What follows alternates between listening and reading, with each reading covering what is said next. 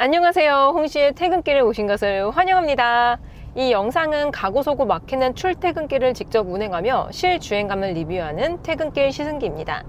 저는 혼다의 베스트셀러 SUV인 CR-V를 타고 있습니다. 한국 시장에는 26년형이 작년 말에 출시가 되었습니다. CR-V 같은 경우는 사실 가솔린 파워트레인도 가지고 있었는데 2026으로 바뀌면서 뭐가 달라졌냐? 일단 가솔린이 단종이 되고 하이브리드만 선택을 할 수 있게 변경이 되었습니다. 현재 시승 차량은 아쉽게도 그 옵션이 들어가 있진 않은데 원래 이 CR-V 같은 경우는 블랙 인테리어밖에 선택을 할 수밖에 없었습니다. 근데 이게 2026으로 연식 변경이 되면서 약간 투톤, 그레이 투톤이 추가가 되었거든요. 그래서 선택지가 하나가 더 늘어났습니다. 그리고 혼다 센싱과 함께 후측방 경고 시스템, 트래픽 모니터, 그리고 2열 열선과 함께 열선 사이드 미러가 기본으로 적용이 됩니다. 그래서 가장 중요한 가격은 얼마냐? 이전 버전, 그러니까 2025 대비 약 100만 원 정도가 오른 5,280만 원부터 시작입니다. 왜냐면은 이 CR-V 같은 경우는 구동 타입을 또 고를 수가 있어요. 제가 시승하고 있는 차량은 2륜 구동 사양인데 거기서 한 300만 원 정도 추가를 하게 되면은 4륜 구동을 가져갈 수 있게 됩니다. 일단 도심 주행 위주라면은 사실 4륜 구동이 많이 필요하진 않거든요. 그래서 2륜으로도 충분하다라고 느껴집니다. 일단 제가 이 혼다의 CR-V 자체를 처음 시승해 봅니다. 현재 신형 같은 경우는 6세대 차량이죠. 뭐 이전에 뭐 5세대 페이스리프트나 뭐 5세대, 4세대 이런 거를 아예 타보지를 못했어요. 그래서 CR-V 자체가 처음인데 계속 타고 다니다 보니까 느껴지는 게 있습니다. 전 세계적으로 사랑을 받는 모델은 이유가 있구나.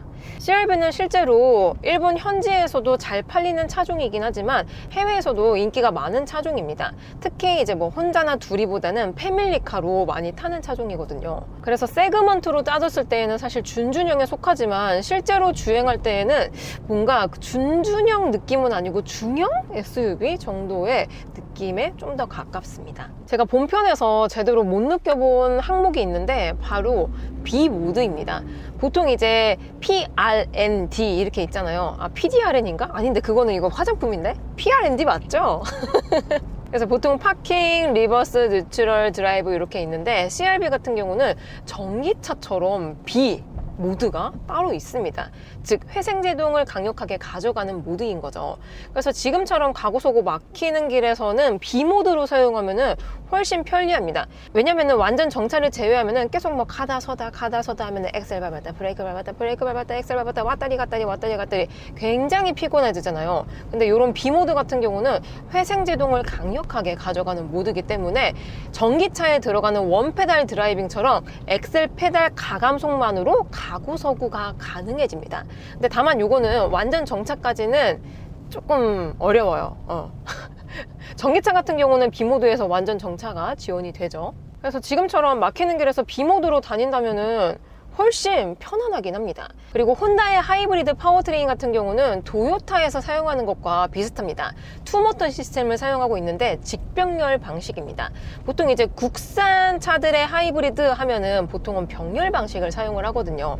그래서 싱글 모터인데 대신 모터의 용량을 키워가지고 저속에서는 전기차 모드, EV 모드로 최대한 주행을 하고 고속에서는 엔진으로 구동이 되는 보통 그러한 방식을 사용을 많이 하잖아요. 근데 투모터 시스템, 직병렬 방식의 하이브리드 시스템들은 살짝 다릅니다. 저속에서는 이 전기 모드로 주행하는 것은 동일한데 중고속에서도 엔진을 순수하게 사용하지 않는다는 게 차이점이에요. 그러니까 여기 지금 앞에 이 플로어가 보이거든요. 이게 클러스터에서도 볼 수 있지만 인포테인먼트에서도 이렇게 크게 볼 수가 있습니다. 내가 전기 모터로 가는지 아니면 엔진이 돌아가긴 하지만 그것은 발전 용도로 사용을 하는 것인지 아니면 엔진으로만 구동이 되는 것인지 이런 것들을 이렇게 아이콘으로 보여주고 있습니다. 근데 직병렬 방식의 하이브리드 같은 경우는 완전 막 풀악셀 막 때려 밟지 않는 이상 웬만해서는 엔진을 구동으로만 쓰지 않고 발전용으로 많이 쓰더라고요. 약간 좀 EREV 방식하고 비슷하다라고 느껴졌습니다. 그래서 대충 다녔을 때 연비가 이래요. 네, 앞자리 2입니다. 사실 신형 CR-V의 복합 연비는 리터당 15.1km라고 합니다. 근데 이거는 뭔가 정확하진 않지만 좀 가혹 조건에서 테스트한 게 아닐까라는 저의 뇌피셜이 있습니다. 왜냐면은 이 CR-V를 타고 그냥 이제 막히는 시내길에서 대충 다녔을 때 연비가 꾸준하게 앞자리가 2였거든요. 지금도 이거 봐요. 이거 투투투 뭐야 이거? 약간 라임 좋은데? 아무튼 최근에 탔었던 차량 중에서 연비가 리터당 20km대 이상이 나오는 차량들이 있었나 싶을 정도로 정말 희귀한 숫자를 보여주고 있습니다. 그만큼 연비에 있어서는 너무나 만족스럽고, 특히 요즘처럼 고유가 시대, 기름값이 많이 비싸죠. 이러한 고유가 시대에서 연비 좋은 차량들을 타게 되면 너무나도 부럽습니다. 이 차가 내 차였으면 이런 생각이 계속 드는 거죠. 하지만 가장 아쉬운 게 가격 진입 장벽하고 한국 사람 입장에서 느끼는 옵션의 부족함이 CR-V의 가장 큰 단점이다 라고 생각이 들었습니다. 일단 약간 뭐 ADAS 보강되고 옵션 뭐 기본화된 건 알겠어. 하지만 2025 연식하고 비교했을 때 100만 원이 올랐어요. 100만 원 누구한테는 뭐 작은 돈일 수도 있겠지만 저한테는 100만 원 되게 크거든요. 되게 큰 돈이에요. 근데 그 100만 원이 올라갔기 때문에 그것도 아쉬운데, 일단 기본 가격 자체도 5천만 원대입니다. 신차로 따졌을 때 5천만 원이면은 선택지가 좀 많이 다양해지긴 합니다. 웬만한 국산차들은 살 수 있는 금액대이기도 하고, 여기서 하이브리드도 충분히 가능하죠. 여기에 수입차 같은 경우도 약간 엔트리 모델 있잖아요. 그런 것들도 요즘은 할인 막 많이 받으면은 5천만 원대에 가능합니다. 가능해요. 그렇기 때문에 가격 진입 장벽에 있어서 약간 높다라고 느껴졌고, 또 대체 차종이 너무 많다라고 느껴졌어요. 그리고 옵션이 한국 사람 입장에서 좀 부족하다라고 느껴졌는데, 대표적으로 뭐가 있냐면 통풍 시트가 있을 것 같이 생겼는데 없어요. 네, 제가 못 찾았냐고요? 아니, 원래 없어요. 없습니다. 엉덩이에 땀이 나면 어떡해요? 에어컨을 틀면 되죠. 아니면은 이제 약간 이런 식으로 엉덩이에 이렇게 바람을 샤 이렇게 불어 넣어줘야 되죠. 그래서 통풍 시트 미탑재가 좀 아쉽다라고 느껴졌었고, 또 하나는 HUD가 없습니다. 보통 이제 비슷한 가격대의 국산차를 보면 HUD 다 있잖아요. 근데 얘는 없어요. 아주 평평하게 아무것도 없죠. 그리고 지금 정차에서 막 이런 탑뷰 360도 뷰를 보여드리고 싶은데 없어요. 요즘 막 서라운드 뷰, 어라운드 뷰, 360도 뷰 이런 게 기본이잖아요.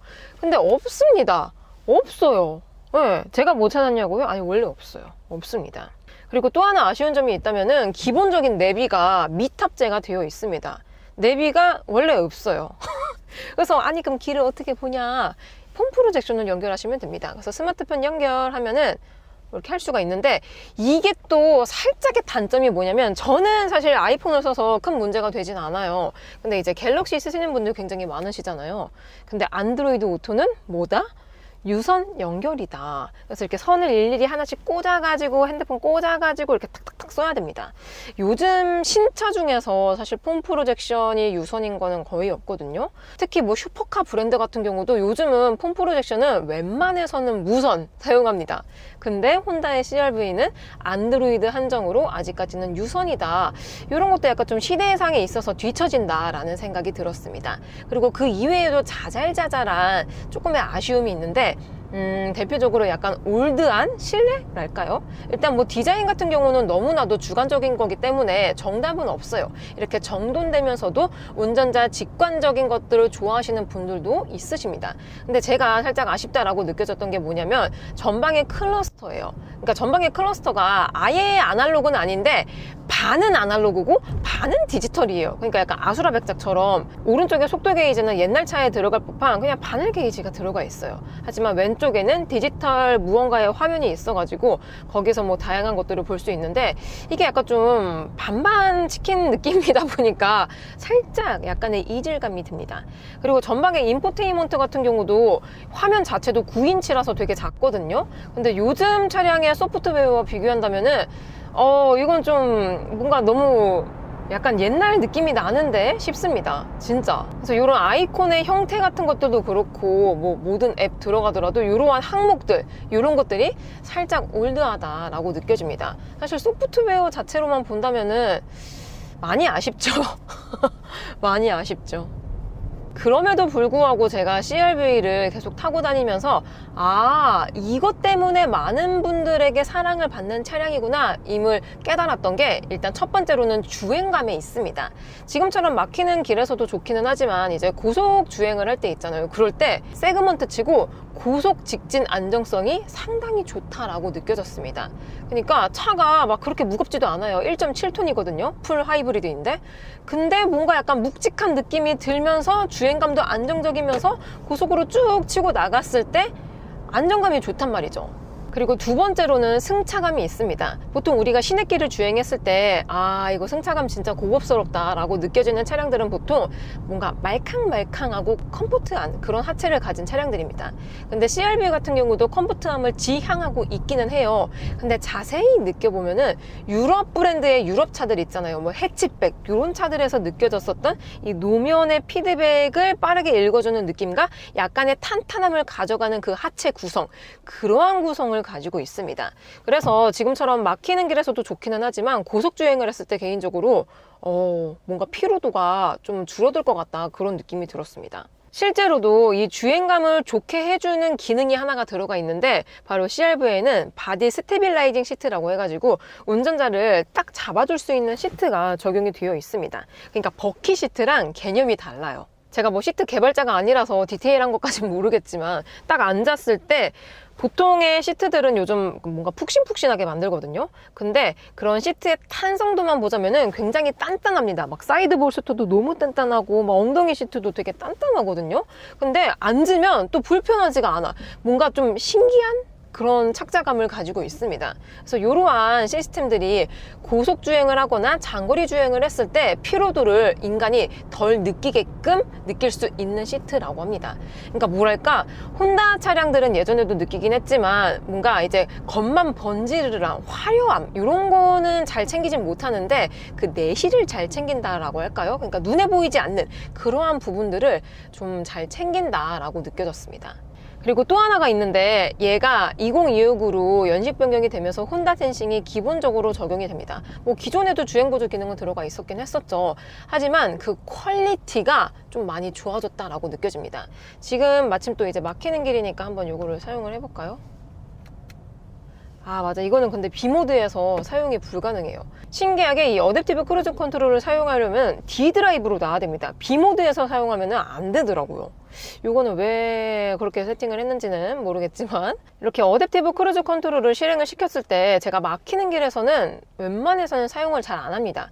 왜냐면은 다른 브랜드의 차량들 타보면은 가고서고 막히는 길에서는 너무 이제 답답하게 운전을 해요. 또 차간 거리를 제일 가까이 설정을 해 두더라도 너무 이제 차간 거리를 많이 벌려둬가지고 내 앞에 뭐 세상 모든 차들이 다 껴버려. 그리고 조금 이렇게 앞으로 가줘야 되는데 막 안 가주고 답답해가지고 제가 막히는 길에서는 웬만해서는 주행 보조 기능을 잘 안 씁니다. 보통은 이제 고속 주행을 할 때 많이 쓰죠.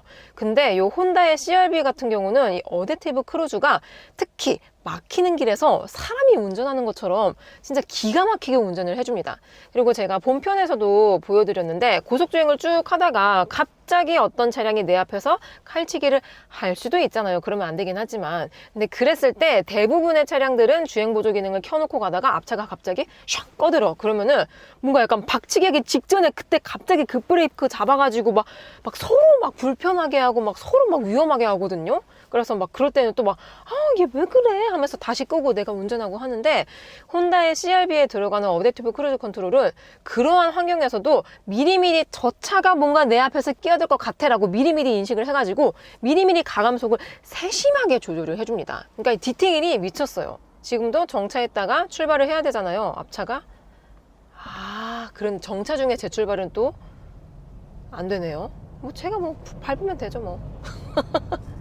아무튼 이렇게 세심하게 가고서고 막히는 길에서도 사람이 운전하는 것처럼 그 디테일의 포인트를 잘 챙겼기 때문에 이러한 포인트의 매력에 한번 빠지면 또 헤어나오기가 쉽지 않겠구나 라고 느껴졌습니다. 그 이외에 뭐 잡다한 기능 없이 딱 운전에만 집중할 수 있는 그 정도의 옵션을 가지고 있기 때문에 사실 운전자 입장에서도 만족스럽지만, 만약에 우리 아빠 차가 CR-V야 그러면은 그럼 너무 편안하게 다 같이 뭐 여행도 다니고 장도 보러 막 마트 다니고 시골도 가고 할 수 있을 것 같다라고 느껴졌습니다. 제가 본편 시승기에서는 2열 시승기도 같이 하거든요. 근데 뒷자리 승차감도 괜찮더라고요. 그리고 이게 실내 공간도 꽤 넓은 편에 속하다 보니까 너무 좋아요. 그냥 다용도로 사용하기 좋은 차다라고 느껴졌습니다. 그리고 패밀리카 하면은 보통 이제 뭐 자녀가 뭐 어린 자녀가 있을 수도 있고 다 큰 뭐 성인 자녀가 있을 수도 있지만 일단 사람이 많을수록 짐도 많아집니다. 특히 뭐 필요한 것도 많아져요. 뭐 물티슈, 뭐 티슈, 간식, 뭐 치실, 뭐 껌, 뭐 초콜릿, 사탕, 뭐 손톱깎이, 뭐 별의별 게 다 필요하거든요. 근데 CR-V는 곳곳에 수납 공간이 꽤 많이 있습니다.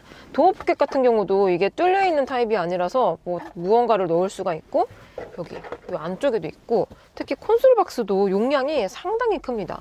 그리고 이 트레이도 이렇게 있기 때문에 뭐 동전이라든지 아니면 이쑤시개 이런 거를 넣기에도 좋고요.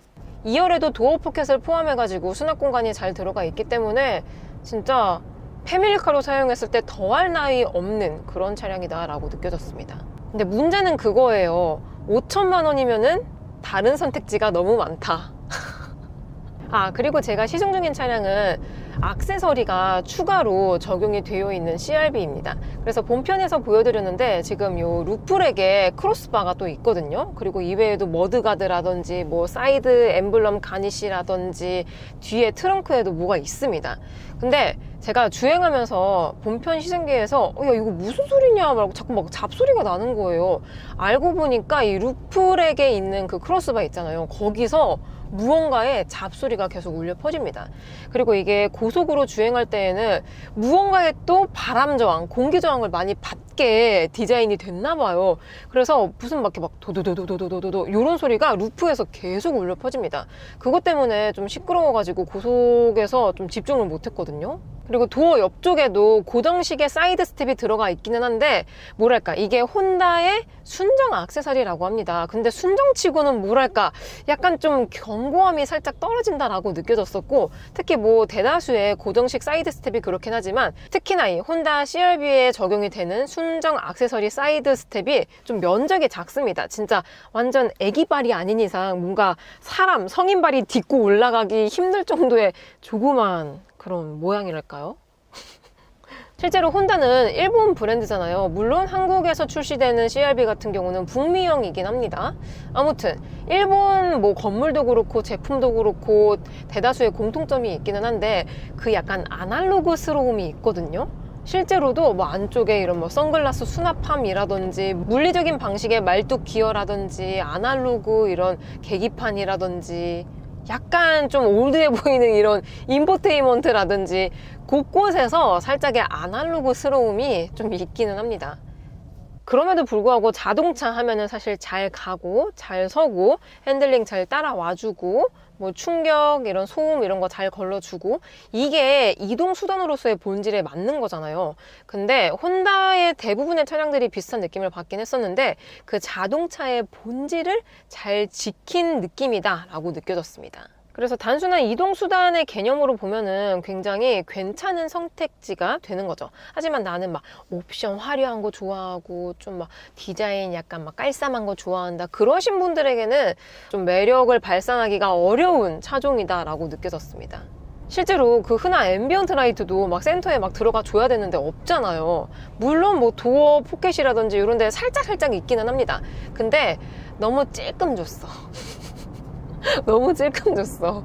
거기에 요즘은 뭐 음성인식으로 별의별 걸 다 할 수 있잖아요. 친구처럼 대화도 가능하고. 하지만 이 혼다 CR-V 같은 경우는 음성인식으로 할 수 있는 게 뭐 라디오 틀어줘 그 정도밖에 없습니다. 기본적인 내비조차도 없으니까 길 찾기도 안 돼요. 되는 게 없어요. 한번 물어볼까? 운전 중에 듣기 좋은 노래 틀어줘. 다시 말씀하십시오. 노래 틀어줘. 들을 수 있는 노래가 없습니다. 라디오 틀어줘. 다시 말씀하십시오. 라디오. FM 명령을 말합니다. FM 100.5. 100.5 선국. 아우, 야, 이거 진짜 라디오 하나 듣기도 되게 힘들다. 지금까지 한국도로교통공단 TVN 30분 정보의 이수영이었습니다.